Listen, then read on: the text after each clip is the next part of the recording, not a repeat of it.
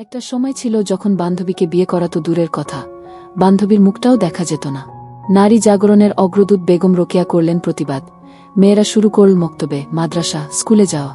আর সেই থেকে মেয়েদের দেখা ও কাছে গিয়ে মনের কথা বলার এক দারুণ সুযোগ পেয়ে গেল ছেলে সমাজ। তারপর চিঠি দেয়া, ভালবাসা, প্রেম নিবেদন, আরও কত কি। শুধু কি এই বিয়ে পর্যন্ত গড়াল বিষয়টা। সভ্যতার এই যুগে এখন তো বান্ধবী বা বন্ধুকে বিয়ে করা একেবারে ডালভাত বরাবর হয়ে গিয়েছে। চলুন আমি আর বকবক না করি, আমাদের লেখক কাব্য আহমেদ শোনাবে এরকমই একটি সুখদুঃখ হাসি কান্না মিশ্রিত রোমান্টিক ভালোবাসার গল্প, বান্ধবী যখন বউ। চলুন তবে শুরু করা যাক। গল্পের প্রথম 2 শব্দ। স্বর্ণা, তুই কি ভেবেছিস আমি তোকে ভালোবাসি? আরে বোকা, তোর মাথায় কি বুদ্ধি বলতে কিছুই নেই? যে তোর বা তোদের মতো নিজ গরিব ঘরের ছেলেদের সাথে আমরা শুধু সামান্য একটু হেসে কথা বলতে পারি, কিন্তু ভালোবাসতে পারি না। কাব্যে, তাহলে এতদিন কি ছিল এসব? আমি তো কোনো দিন তোমাকে বলতে যাই নাই যে আমি তোমাকে ভালোবাসি, বরং তুমি তো আমার পিছনে পিছনে ঘুরতে আর বলতে তুমি নাকি আমাকে ভালোবাসো। স্বর্ণা, আরে বোকা, তুই ছিলি আমাদের কলেজের টপার, আর তোর কারণে আমি কলেজে টপ হতে পারছিলাম না।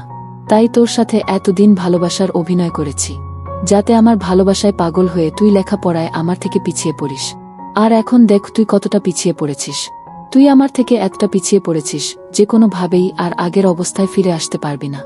আর এদিকে কলেজের সবাই আমার দিকে তাকিয়ে হাসতেছে, আর একে অন্যকে বলতেছে, দেখছিস কাক ময়ূর হতে চেয়েছিল। কিন্তু কাক এটা হয়তো জানতা না যে কাক যতই না ময়ূরের পেখম পড়ুক, কাক কাকই থাকে। কাক কখনো ময়ূর হতে পারে না। আমি ওদের কথা শুনে যতটা না কষ্ট পেয়েছি, তার থেকেও বেশি এটা ভেবে কষ্ট পেলাম যে জীবনে এত বড় একটা ভুল করলাম। শেষ পর্যন্ত আমি কিনা একটা ভুল মানুষকে ভালোবাসলাম, যে কিনা এতদিন শুধু আমার ক্ষতি চেয়ে এসেছে, তাকেই ভালবেসেছি। ছি ছি ছি, এসব ভাবতেই বুকটা যেন আমার কষ্টে শেষ হয়ে যাচ্ছে। তাই কলেজে আর না থেকে বাড়িতে চলে আসলাম। ওখানে থেকে আর অপমানিত হতে পারছি না। ওহ, আপনাদের তো আমার পরিচয় দেওয়াই হয় নাই। আমি হলাম কাব্য আহমেদ নীল, মধ্যবিত্ত পরিবারের বাবা মায়ের একমাত্র ছেলে। কলেজে পড়াশোনায় ভালো ছিলাম বলে অনেকেই আমার সাথে সম্পর্কে জড়াতে চেয়েছিল, কিন্তু আমি সবাইকে না করে দিয়েছিলাম। কিন্তু কেন জানি না স্বর্ণার সাথে এমন হলো। হ্যাঁ, স্বর্ণা হলো আমাদের কলেজের সবচাইতে ধনী পরিবারের একমাত্র মেয়ে, আর সেই সাথে কলেজের টপার গার্ল। তবে আমার থেকে পিছিয়ে ছিল, প্রতিদ্বন্দ্বী, অহংকারী বান্ধবী। কিন্তু এটা নিয়ে ওর মধ্যে কোনো দিন আমার জন্য হিংসা বা অহংকার ছিল না, বরং আমাদের মধ্যে অনেক ভালো বন্ধুত্ব ছিল। ওর সাথে আমি আমার সব ব্যক্তিগত কথা শেয়ার করতাম, আর ওর সাথেই বেশি সময় থাকতাম। আর এতেই আমি ওর প্রতি একটু একটু দুর্বল হয়ে পড়ি। তবে আমি যে স্বর্ণাকে ভালোবাসি তা ওকে কখনো বলে ওঠার সাহসই পাই নাই। যখনই ওকে মনের কথা বলতে যাব ভাবতাম, তখনই বারবার মনে হতো যদি ভালোবাসার কথা বলতে গিয়ে ওর সাথে বন্ধুত্বটা হারাই। আমি স্বর্ণার জন্য এতটাই পাগল ছিলাম যে ওর কথা ভাবতে ভাবতে কিভাবে যে লেখাপড়ায় পিছিয়ে পড়ি বুঝতেই পারি নাই। অনেক দিন আগের কথা, একদিন ও আমাকে হঠাৎ করেই কলেজ শেষে কলেজের পিছনে পুকুর পাড়ের কাছে থাকতে বলে। কিন্তু কি জন্য তা জানি না। আমিও স্বর্ণার কথা মতো কলেজ শেষে যখন ওখানে ওর জন্য ওয়েট করছিলাম, তখনই কে যেন পিছন থেকে হঠাৎ করেই আমাকে জড়িয়ে ধরে। আর এতে আমি অনেকটা ভয় পেয়ে যাই, আর ভীত গলায় বলতে লাগলাম, আমিস, আরে কে আপনি? আর আমাকে পিছন থেকে জড়িয়ে ধরেছেন কেন? আমি আমার ভালোবাসাকে জড়িয়ে ধরেছি, তাতে তোর কি? হ্যাঁ? মেয়েটার গলার আওয়াজ শুনে আমি যেন স্তব্ধ হয়ে গেলাম, কারণ এটা যে ছিল স্বর্ণার কণ্ঠস্বর। আমি মনে মনে খুশিও হলাম, তবে হঠাৎ মনে হলো স্বর্ণা বুঝিয়ে আমার সাথে মজা করছে। আমি নিজেকে কিছুটা সামলে নিয়ে স্বর্ণাকে বলতে লাগলাম, কাব্যে, ওই ফাজিলের বান্ধরণী ফাজিল, তোর ফাজলামি বন্ধ করে এটা বল, কি জন্য আমাকে এখানে ডেকেছিস? স্বর্ণা, ওই কে ফাজিল? হ্যাঁ, আর আমি কি ফাজলামি করলাম? হ্যাঁ কাব্যে, ফাজলামি না তো কি? হ্যাঁ, কলেজের সব ছেলের ক্রাশ আমার মতো একটা গরিব ছেলেকে ভালোবাসবে, তা ফাজলামি ছাড়া আর কি বা হবে? স্বর্ণা, দেখ কাব্য, আমি কোনো ফাজলামি করছি না, আমি কিন্তু সিরিয়াস। আর তুই গরিব বলে কি আমি তোকে কখনো কোনো খোটা দিয়েছি? দেই নাই, বরং তোকে ভালোবেসে ফেলেছি। আর আমি এটাও জানি যে তুই ও আমাকে ভালোবাসিস। বান্ধবীর প্রথম প্রপোজ। আমি হঠাৎ স্বর্ণার কথাই চমকে উঠে বলি, কাব্যে, কি বলছিস তুই এসব? আমি কেন তোকে ভালোবাসতে যাব? আমি তো তোকে শুধু। স্বর্ণা, থাক থাক, আর মিথ্যা বলে লাভ নেই চাঁদ। আমি সব জানি তুই আমাকে ভালোবাসিস, আর হয়তো এটা ভাবছিস এসব আমি কি করে জানলাম। তাহলে শোনো, তুই একদিন আমাকে বলেছিলি যে তুই তোর মনের সব অব্যক্ত কথা তুই তোর এই ডায়েরিতে লিখিস, আর আমি সেখান থেকেই জানতে পেরেছি। তাই তোর না বলার কোনো মানেই দেখি না।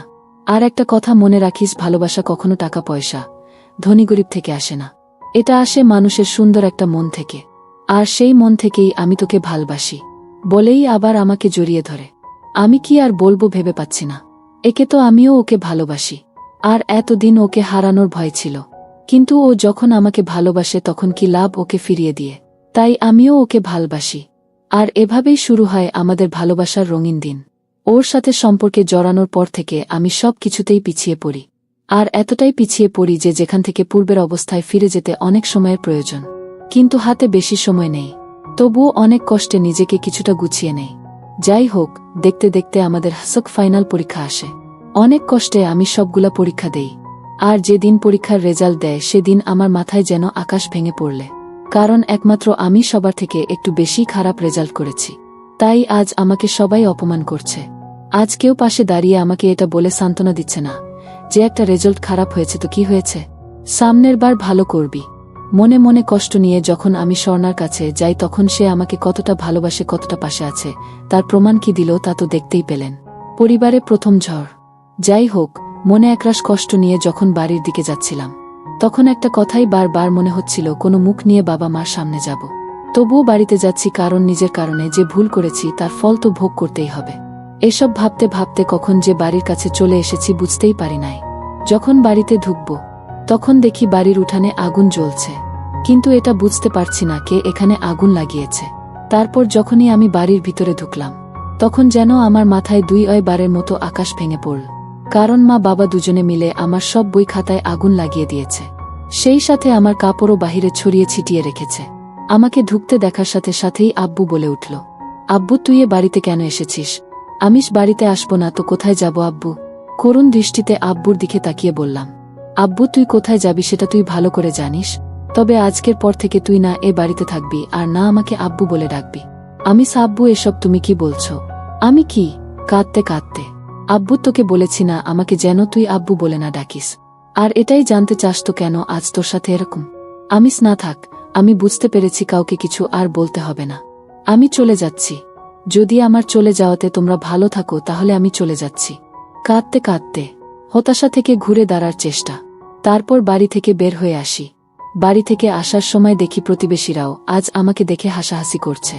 যে মানুষগুলো এক সময় আমাকে নিয়ে নাকি গর্ব করত, আজ আমি তাদের কাছেও শুধু হাসির আর তাচ্ছিলের পাত্র। যাই হোক, মনের ভিতর একরাশ কষ্ট নিয়ে যখন রাস্তা দিয়ে হাঁটছি তখন মনে একটা কথাই বারবার মনে হচ্ছিল, এই ব্যর্থ জীবন রাখব না। এই ব্যর্থ জীবন রাখার থেকে না রাখাই ভালো। হঠাৎ তখনই মনে পড়ল আমাদের নবী শোট তো কোনো বিপদেই পিছু পা হয় নাই। ইসলামের দাওয়াত দিতে গিয়ে হাজারো কষ্টের সম্মুখীন হয়েছেন, কত কঠিন কঠিন পরীক্ষার সম্মুখীন হয়েছেন। কখনো তো তিনি হতাশ হন নাই, বরং বারবার চেষ্টা করেছেন। আবার আমাদেরকেও হতাশ না হয়ে চেষ্টা করতে বলেছেন। হ্যাঁ, আমিও চেষ্টা করব, আর অন্যদেরকেও এটা দেখিয়ে দিব। কাব্য পিছিয়ে পড়ার ছেলে নয়। আমি নিজেকে এমনভাবে তৈরি করব যাতে আজ যারা আমাকে অপমানিত করল তারাই যেন একসময় নিজের কাজের জন্য অপমানিত বোধ করবে। আর তাই আমি নিজেকে নতুন রূপে তৈরি করার জন্য সবাইকে ছেড়ে আজ আমি চলে যাচ্ছি। যদি কখনো ফিরে আসি তাহলে নিজেকে প্রতিষ্ঠিত করেই ফিরব। তারপর আমি চলে আসি ঢাকায়। এখানে এসে অনেক কষ্টে একটা থাকার ব্যবস্থা করি। থাকার ব্যবস্থা করার পর মনের ভিতর একটা প্রশ্নই ঘুরপাক খাচ্ছিল, থাকার ব্যবস্থা হলো, কিন্তু টাকা কোথায় পাব? আমার কাছে যা টাকা আছে তা দিয়ে বড় জোর মাত্র 1-5 দিন চলবে। কিছু একটা করতে হবে যাতে নিজের স্বপ্নগুলো আবার শেষ থেকে শুরু করতে পারি। যাই হোক, ঢাকায় এসে অনেক কষ্টের পরও একটা চাকরির ব্যবস্থা করতে পারলাম না। তখন নিজেকে খুব অসহায় মনে হচ্ছিল। ক্রমশ নিজের ইচ্ছার শক্তি হারিয়ে ফেলছিলাম। প্রতিটা মুহূর্ত শুধু এটাই মনে হচ্ছিল, আমি নিজেকে কি আবার প্রতিষ্ঠিত করতে পারব, নাকি আমার স্বপ্নগুলো বালির বাঁধের মতো ভেঙে যাবে। তবুও নিজেকে কিছুটা শান্ত রেখেছিলাম, আর আল্লাহর কাছে একটাই প্রার্থনা করতাম যাতে ভাগ্য কিছুটা সহায় হয়। টিউশন স্যার আমি। তারপর হঠাৎ করেই একদিন বাড়ির মালিকের ছোট ছেলে আমাকে এসে বলে যায় আমাকে নাকি বাড়ির মালিক ডেকে পাঠিয়েছে। মনের মধ্যে একটা অজানা ভয় কাজ করছে। জানি না কাজ জোগাড় করতে পারছি না বলে আবার বাড়ি থেকে বের করে দিবে না। এরকম হাজার চিন্তা মনের মধ্যে ঘুরপাক খাচ্ছিল। যখন আমি বাড়িওয়ালার বাড়িতে যেয়ে বাড়ির কলিং বেল বাজতেই বাড়িওয়ালার বউ দরজা খুলেই বলতে লাগল, আন্টিস, ওহ বাবা তুমি আসো, ভিতরে আসো। তারপর আন্টির সাথে তাদের বাড়ির ভিতরে যাই। আন্টিস, আরে বাবা দাঁড়িয়ে আছো কেন, চেয়ারে বসো। একটা চেয়ার এগিয়ে দিয়ে আমিস, না না আন্টি এভাবেই ঠিক আছে। বলছিলাম কি আন্টি আঙ্কেল কি বাড়িতে আছে? আন্টিস, না তোমার চাচা তো বাড়িতে নেই, তবে আমাকে বলে গেছে যে। আমিস, কি বলে গেছে আন্টি? চিন্তিত হয়ে, আন্টিস সে রকম কিছু না, তবুও কেমন জানি একটু সংকোচ লাগছে। যাই হোক, বলছিলাম কি বাবা, তুমি তো বিজ্ঞানের ছাত্র, আর এখন বসেও আছো। যদি একটু কষ্ট করে আমার ছোট ছেলেটাকে পড়াতে, তাহলে একটু ভালো হতো। আন্টির কথা শুনে আমার দেহে যেন প্রাণ ফিরে এল। সেই সাথে খুশিও হলাম, কারণ ওনার ছেলেকে পড়ালে আমার হাতেও কিছু টাকা আসবে। আন্টিস, কি ভাবছো বাবা তুমি? তোমাকে কিছু ভাবতে হবে না। আমিস কিছু না আন্টি, তা কখন থেকে পড়াতে আসবো তাই ভাবছিলাম। আন্টিস, তোমার যখন সময় হবে তখন আসবে। আমিস, ঠিক আছে আন্টি, সন্ধ্যা 7টায় পড়াতে আসব। তারপর আমি ওখান থেকে চলে আসি, আর রাত্রে হালকা কিছু খাবার খেয়ে ঘুমিয়ে পড়লাম। পরের দিন ঘুম থেকে উঠে ফ্রেশ হয়েই কাজের উদ্দেশ্যে বের হই। আজকেও অনেক কষ্টে যখন কাজ পেলাম না, তখন হতাশ হয়েই সন্ধ্যার সময় বাড়ির দিকে আসছিলাম। তখনই দেখি একটা লোক চলবে রোমান্টিক প্রেমের গল্প, বান্ধবী যখন বউ, পর্ব 2। গত পর্বে আমরা দেখেছি কিভাবে কাব্য তার বান্ধবীর কাছে ধোঁকার শিকার হয়। মিথ্যে ভালোবাসায় ডুবে মন ও পরীক্ষার রেজাল্ট দুটোই খারাপ হয় তার। বাসায় অনেক ধমক আর অত্যাচারিত হয়েও সে ঘুরে দাঁড়ানোর চেষ্টা করে। শুরু করে নিজের চলার রাস্তা, টিউশনি করে নিজের দায়িত্ব সে নিতে চায়। চলুন আজ দেখি কি হয়। মানব ধর্ম পালন। তারপর আমি ওখান থেকে চলে আসি, আর রাত্রে হালকা কিছু খাবার খেয়ে ঘুমিয়ে পড়লাম। পরের দিন ঘুম থেকে উঠে ফ্রেশ হয়েই কাজের উদ্দেশ্যে বের হলাম। কিন্তু আজকেও যখন কোনো কাজ না পেয়ে হতাশ হয়েই সন্ধ্যার সময় বাড়ির দিকে আসছিলাম, তখনই দেখি একটা লোক রক্তাক্ত অবস্থায় রাস্তার পাশে পড়ে আছে। তাকে এ অবস্থায় দেখে আমি অনেকটাই ভয় পেয়ে যাই। এজন্য আমি দ্রুত ওখান থেকে চলে যেতে ধরলাম। কিন্তু হঠাৎ করেই কেন জানিনা মনে একটা কথাই ভেসে উঠল, যদি লোকটা বেঁচে থাকে তাহলে তো লোকটাকে হাসপাতালে নিলে বাঁচতে পারে। কিন্তু আবার ভাবলাম যদি পুলিশ কেস হয়, আর যদি পুলিশ আমাকেই তার এ অবস্থার জন্য দায়ী করে, তবুও আমার মন আর বিবেক একটা কথাই শুধু বলছিল, মানুষের উপকার করাই মানুষের ধর্ম। এজন্য আমি আর 7-5 না ভেবেই একটা অটো ডেকে লোকটাকে নিয়ে হাসপাতালে চলে যাই। ওখানে নিয়ে যাওয়ার সাথে সাথেই দেখলাম ডাক্তাররা ওনাকে দ্রুত অপারেশন থিয়েটারে নিয়ে যায়। আর এতে আমি একটু অবাকও হলাম, কেননা সাধারণত এরকম কোনো রক্তাক্ত লোককে যদি হাসপাতালে নিয়ে যাওয়া হয় তাহলে ডাক্তাররা বলে আগে পুলিশের পারমিশন নিয়ে আস, আরও কত কি। যাই হোক, ওনাকে ওটিতে নিয়ে যাওয়ার কিছুক্ষণ পরে দেখলাম মুহূর্তে হাসপাতালের চারপাশে পুলিশ ঘেরাও করে রেখেছে, যেন মনে হচ্ছে ভিতরে কোনো সন্ত্রাসী আছে, আর তাকে যেন ধরতে আসছে। পুলিশের একজন অফিসার দেখলাম ডাক্তারদের সাথে কি বিষয় নিয়ে যেন কথা বলছিলেন, আর ডাক্তাররা হাতের ইশার করে আমার দিকে কি যেন দেখিয়ে দিল। আর এতেই পুলিশ অফিসার তাকে আর কিছু না বলেই আমার দিকে ক্ষুধার্ত বাঘের মতো আসছে। আমি ওনার চোখ মুখ দেখে কেমন যেন ভয় লাগছে। বারবার মনে হচ্ছে এই বুঝি আমাকে বলে বাবু মামা বাড়ি চল। পুলিশের সাথে কাঁপতে অফিসার আমার কাছে এসেই বলতে লাগল, অফিসার এই ছেলে তোমার নাম কি? খুব শান্তভাবে, আমি স্যার, আমি কাব্য আহমেদ। অফিসার, তা তুমি স্যারকে কিভাবে চেন? কাব্যে, স্যার আপনার কথা ঠিক বুঝলাম না, আমি আপনাদের কোনো স্যারকে তো চিনি না। অফিসার, সরি স্যার, বলতে আমি বোঝাতে চেয়েছিলাম যে প্রিন্সিপাল স্যার মানে যাকে তুমি হাসপাতালে নিয়ে এসেছো তাকে কি তুমি কোনো ভাবে চেন? কাব্যে, না স্যার, ওনাকে তো আমি চিনি না, আমি রাস্তায় ওনাকে রক্তাক্ত অবস্থায় পড়ে থাকতে দেখে এখানে নিয়ে এসেছি। অফিসার, ও আচ্ছা, ঠিক আছে। কাব্যে, স্যার আমি কি এখন যেতে পারি? এমনিতেই অনেক দেরি হয়ে গেছে। অফিসার, না, এখন যাওয়া যাবে না, আগে স্যারের জ্ঞান ফিরুক, তারপর তাকে কিছু জিজ্ঞাসাবাদ করার পর যেতে পারবে। কাব্যে, কি ঝামেলায় পড়লাম রে বাবা, কখন যে লোকটার জ্ঞান ফেরে, আর কখন যে বাড়ি যাব। কাব্য মনে মনে বিড়বিড় করছে। অফিসার কিছু বললে? অন্যদিকে তাকিয়ে কাব্যে, কই না স্যার। হায় আল্লাহ, কিছু একটা করো। আমি বারবার আল্লাহকে ডাকছিলাম। কাব্যের সাহসিকতা। তখনই একটা নার্স এসে বলতে শুরু করল, নার্স, আপনারা চাইলে এখন স্যারের সাথে দেখা করতে পারেন। নার্সের কথা শুনে আমি এতটাই খুশি হলাম যে মন চাচ্ছে এখনই তারে একটা পাপ্পি দেই। অফিসার, ঠিক আছে, আপনি যান, আমরা ভিতরে যাচ্ছি। তারপর আমরা ভিতরে যেতেই লোকটা পুলিশ অফিসারকে উদ্দেশ্য করে বলতে শুরু করল, লোকটা, আরে বাবা ফরহাদ, তুমি এখানে? অফিসার, ফরহাদ, হ্যাঁ স্যার আমি। সালাম দিয়ে, আপনি এখন কেমন আছেন? লোকটা, আমি ভালো আছি, তুমি কেমন আছো? ধুর, কি লোকটা করছি, আসলে উনি তো একজন শিক্ষক, তাকে তো স্যার বলে ডাকা উচিত। ফরহাদ, এই তো স্যার আছি মোটামুটি। তা স্যার, আপনার এই অবস্থা কিভাবে হল? স্যার, আমিও ঠিক বলতে পারি না, আমার সাথে কি থেকে কি হয়ে গেল।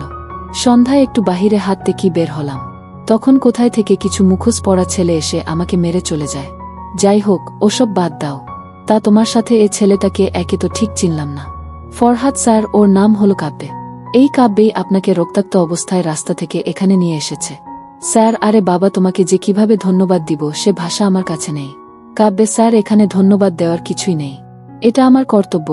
আর আল্লাহ তাআলা তার প্রত্যেক বান্দাকে একে অপরের উপর কিছু অধিকার বা দায়িত্ব এবং কর্তব্য দিয়েছে, আর আমি তারই একটা পালন করার চেষ্টা করেছি মাত্র।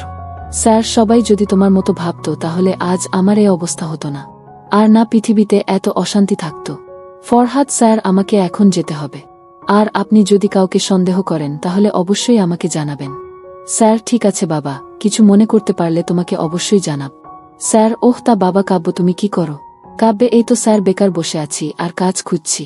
স্যার, কি বলো বাবা, এই বয়সে কাজ খুঁজছ মানে? এখন তো তোমাদের লেখাপড়া করে নিজেকে তৈরি করার সময়, আর তোমার কথাবার্তা শুনে তো মনে হয় তুমি লেখাপড়া করো বা লেখাপড়া জানো। অনুতপ্ত কাব্যে কিছুক্ষণ চুপ থেকে কাব্য বলে, আর লেখাপড়া স্যার? যে মানুষ নিজের পায়ে নিজেই কুড়াল মারে সে করবে লেখাপড়া? তবে হ্যাঁ, লেখাপড়া অবশ্যই করব, কিন্তু তার জন্য নিজেকে তৈরি করতে হবে।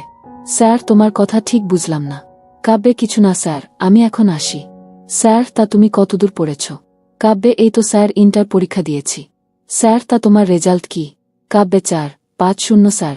রেজাল্টের কথা বলতেই আমার মনটা আবার খারাপ হয়ে গেল, তবুও মাথা নিচু করে বললাম, স্যার। ওহ, তা তোমার SSCর রেজাল্ট কি ছিল? কাব্যে, গোল্ডেন A+। বিজ্ঞান থেকে। স্যার, কিহ গোল্ডেন পেয়েছিলে, আর ইন্টারে এত খারাপ রেজাল্ট করলে কিভাবে? অবাক হয়ে কাব্যে, ওই যে স্যার বললাম না, নিজের পায়ে নিজেই কুড়াল মেরেছি, আর সেজন্য আজ আমি পরিবার থেকে আলাদা হয়েছি। যাই হোক স্যার, আমার কথা বাদ দিন, আমাকে এখন যেতে হবে, আর কালকে আবার কাজের খোঁজে বের হতে হবে। স্যার, স্যার, কি যেন ভাবছে। কাব্যে, আসি স্যার। এই বলে আমি যখনই রুম থেকে বের হতে যাব তখনই স্যার বলে উঠলেন, স্যার, তা তুমি কি আর পড়তে চাও না? পিছন ফিরে বলতে লাগলাম, কাব্যে, পড়তে তো চাই স্যার, কিন্তু পড়ব কিভাবে বলুন? সামান্য যে আমি কলেজের চয়েস দিব তার টাকাই আমার কাছে নেই, সেখানে কিভাবে অন্য কলেজে ভর্তি হব? স্যার, যদি তুমি পড়তে চাও তাহলে তোমাকে আমি আমার কলেজে ভর্তি করাতে পারি। কাব্যে, স্যার করুণা করছেন নাকি? আমি আপনার জীবন বাঁচিয়েছি বলে তার প্রতিদান হিসাবে আমাকে আপনি আপনার কলেজে ভর্তি করানোর কথা ভাবছেন? স্যার, যদি এটা ভেবে থাকেন তাহলে ভুল ভাবছেন। আমি কখনো অন্যের উপকার করে তার থেকে সেই উপকারের প্রতিদান নেই না। আর যদি করুণা করার কথা ভাবেন তাহলে তো আমি কোনো দিনও আপনার সেই করুণার ভার নিতে পারব না। আসি স্যার, আর আমার কথায় যদি মনে কষ্ট পেয়ে থাকেন তাহলে মাফ করবেন, দুঃখিত। স্যার, তুমি ভুল ভাবছ বাবা, আমি তোমাকে করুণা বা তুমি আমাকে যে উপকার করেছ তার প্রতিদান দিতে চাচ্ছি না। আমি তোমার কথা শুনে বুঝতে পারছি তোমার মনের ভিতর খুব বড় একটা কষ্ট লুকিয়ে রয়েছে, যার কারণেই হয়তো তুমি পরীক্ষার খারাপ রেজাল্ট করেছ। আর হয়তো তুমি ভাবছ আমি আমার উপকারের প্রতিদান দেওয়ার জন্য তোমাকে আমি আমার কলেজে ভর্তি করাতে চাচ্ছি, কিন্তু তাও না। আমি তোমার ভিতর কিছু একটা করার ইচ্ছার যে প্রবণতা আছে তা দেখতে পাচ্ছি, বিধায় আমি ভাবলাম তোমাকে আমার কলেজে ভর্তি করাবো। এখন ভেবে দেখো, তুমি তোমার লক্ষ্যতে এগিয়ে যেতে চাও নাকি বাকি সব দুর্বলদের মতো পিছিয়ে পড়তে চাও? স্যারের এসব কোনো কথাই আমার মাথা বা মনকে ছুতে পারল না, কিন্তু একটা শব্দ, দুর্বল, হঠাৎ এই শব্দটা কেমন যেন রাগ আর জেদ ধরিয়ে দিল। কাব্যের নিঃশব্দ আর্তনাদ। আমার কেন যেন চিৎকার করে বলতে ইচ্ছা করছে, আমি দুর্বল নেই, দুর্বল নেই। তখন মনের ভিতর একটা কথাই উকি দিল, প্রত্যেক মানুষ তার ভুল শুধরানোর একটা সুযোগ পায়, আর আমি যখন একটা সুযোগ পেয়েছি তখন এটা হাত ছাড়া করা আমার জন্য একটা বোকামি। কিন্তু আমি কি কারো করুণা নিচ্ছি? স্যার, কি হলো বাবা, এত কি ভাবছ? কাব্যে, কিছু না স্যার। স্যারের কথায় আমার ভাবনার ছেদ ঘটল। ভাবছিলাম আমি আপনার কলেজে ভর্তি হব, তবে আমার একটা শর্ত আছে। স্যার, কি শর্ত? কাব্যে, আমার শর্ত এটাই যে আমি আপনার কলেজে ভর্তি হব, তবে ভর্তির টাকা আমি আপনাকে দিয়ে দিব। স্যার, ও এই কথা? আচ্ছা, তোমার যা ইচ্ছা। আগামীকাল তুমি কলেজে যাবে, আর আমি কলেজে তোমার কথা ফোন করে বলে দিব। কাব্যে, আচ্ছা ঠিক আছে, ধন্যবাদ স্যার। স্যার, এখানে ধন্যবাদ দেওয়ার মতো আমি কিছুই করি নাই, আর তুমি তো বললে মানুষ হয়ে মানুষের উপকার করাই ধর্ম। কাব্যে, তবু স্যার, আপনি হয়তো জানেন না আজ আমার মাথা থেকে কত বড় একটা চিন্তার বোঝা নেমে গেল। যাই হোক স্যার, আমি এখন আসি। স্যার, ঠিক আছে, সাবধানে যাও। ছেলেটার সাথে মনে হয় আমার মতোই কিছু একটা হয়েছে, তা না হলে যত খারাপ রেজাল্টই করুক না কেন কোনো বাবা মাই তাদের সন্তানকে নিজেদের থেকে দূরে ঠেলে দেয় না। বলেই একটা দীর্ঘশ্বাস ফেললেন। মনে মনে কথাগুলো ভাবল, স্যার, আজ আমার খুব খুশি লাগছে। আজ যদিও একটা কাজও পেলাম না, তবে আল্লাহ তাআলা আমাকে আজ যা দিয়েছেন তা আমার কাছে এতটাই দামি যা বলার মতো না। যাই হোক, অনেক রাত হয়েছে, তাই আর কোনো কিছু না খেয়েই ঘুমিয়ে পড়লাম। পরের দিন সকালে ঘুম থেকে উঠে ফ্রেশ হয়ে 2টো বিস্কিট খেয়ে কলেজের সব কাগজ নিয়েই কলেজের দিকে একটু তাড়াতাড়ি বের হয়ে গেলাম। এখন কি করব বলেন তো? আর আমি বাবার হোটেলে থাকি না, এখন নিজেকেই নিজের জন্য সব করতে হয়। First day Ed college. যাই হোক, প্রায় আধা ঘন্টা পর আমি স্যার যে কলেজের প্রিন্সিপাল সেই কলেজে পৌঁছে যাই। কলেজের ভিতর যাওয়ার সাথে সাথেই দেখি কলেজের ছেলে মেয়েরা আমার দিকে অবাক হয়ে তাকিয়ে আছে, আবার কেউ কেউ আমার দিকে তাকিয়ে হাসছে, হয়তো আমার পোশাক দেখে। আমি সেদিকে খেয়াল না দিয়ে কলেজের অফিস রুমের দিকে যেতেই হঠাৎ করেই কিছু একটার সাথে ধাক্কা খেয়ে পড়ে গেলাম। আর এদিকে পুরো কলেজে হাসির রোল পড়ে গেল। হে আল্লাহ, আমি কি কোনো পিলারের সাথে ধাক্কা খেলাম নাকি? কিন্তু পিলারের সাথে ধাক্কা খেলে তো আমার ব্যথা পাওয়ার কথা, তাহলে আমি শুধু মাটিতে পড়ে গেলাম কিন্তু ব্যথা পেলাম না কেন? ব্যাপারটা কি? তাই মাটি থেকে উঠতে উঠতে সামনে তাকাতেই দেখি একটা মেয়ে। শুধু মেয়ে বললে ভুল হবে, যেন একটা নীল পরী। আমার সামনে রাগী লুক নিয়ে দাঁড়িয়ে আছে। তার আমার দিকে তাকিয়ে থাকা দেখে মনে হচ্ছে আমাকে যেন চিবিয়ে খাবে। তাই পরিস্থিতি সামলে নিতে আমি মাথা নিচু করে সরি বলতেই ঠাস ঠাস। বুঝতে পারলেন না মেয়েটা আমাকে চোর মেরেছে। আর এত জোরেই চোর মেরেছে যে মনে হচ্ছে আমার সব কয়টা দাঁত বের হয়ে যাবে। চোরে মেরেই বলতে লাগল, মেয়েটার কোথা থেকে যে এসব খ্যাত লুচ্চা ছেলে আমাদের কলেজে আসে আল্লাহই জানে। কাব্যে দেখুন আপু, আমি ইচ্ছা করে। মেয়েটা ওই খ্যাতের বাচ্চা খ্যাত, এটাই বলতে চাচ্ছিস? তুই ইচ্ছা করে আমার সাথে ধাক্কা খাস নাই? তোদের মতো ছেলেদের আমার খুব ভালো করেই চেনা আছে। আমাদের মতো বড় ঘরের সুন্দরী মেয়ে দেখলেই ধাক্কা খেতে মন চায় না। এরকম আরও অনেক বাজে কথা বলে সে চলে যায়। আর আমি মাথা নিচু করে সব সহ্য করে নিলাম। আমি চাইলেই মেয়েটার প্রত্যেকটা কথার জবাব দিতে পারতাম, কিন্তু না, আমি তা করলাম না। কারণ আমি আমার জীবনে মেয়েদের সাথে কোনো সমস্যা বা কোনো সম্পর্কে জড়াতে চাই না। যাই হোক, তারপর আমি অফিস রুমে গিয়ে এক স্যারের কাছ থেকে সহকারী প্রিন্সিপালের রুমের ঠিকানা নিয়ে প্রিন্সিপালের রুমের কাছে গিয়ে দরজায় নক করতেই প্রিন্সিপাল কামিন। কাব্যে ধন্যবাদ স্যার। সালাম দিলাম। প্রিন্সিপাল, তোমাকে তো চিনতে পারলাম না। কাব্যে স্যার, আমাকে প্রিন্সিপাল স্যার পাঠিয়েছেন। প্রিন্সিপাল, ওহ, তুমি তাহলে সেই কাব্যে। গতকাল রাতে স্যার আমাকে সব বলে দিয়েছেন। আর আমি সব কিছু প্রায় ঠিক করে রেখেছি। তা তুমি কি তোমার সব কাগজপত্র নিয়ে এসেছ? কাব্যে হ্যাঁ স্যার, নিয়ে এসেছি। মাথা নিচু করে বললাম, এই নিন।